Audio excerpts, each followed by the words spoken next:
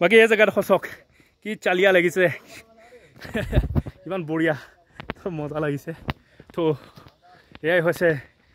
ডিমা হাছা তুমজাং পিক দেখিছে মজা একদম কিবা বলিউড চিনেমাত যেনেকুৱা মানে ৰাস্তাবিলাক দেখায় মানে গছ গছনি তো তেনেকুৱা একদম বঢ়িয়া বঢ়িয়া মজা ভিউ এইফালে একদম পুৰা ধুনীয়া চাৰিওফালে পাহাৰ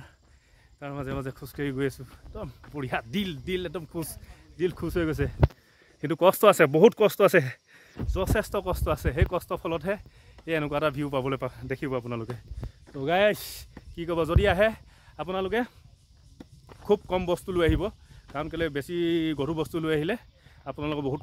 কষ্ট হৈ যাব লাষ্টত উঠিবগৈ নোৱাৰিব আধা ৰাস্তাতে ঘৰত বাই বাই টাটা তুমজাং ঘৰত গৈ বহি থাকিবগৈ লাগিব তেনেকুৱা বুজিছেনে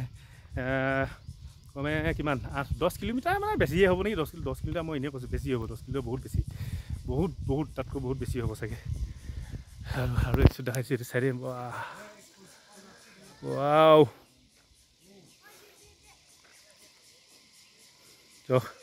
ক'ত যাব লাগিব বুলি ভাবিছে সেইটো ৰাস্তা এনেকৈ এইটো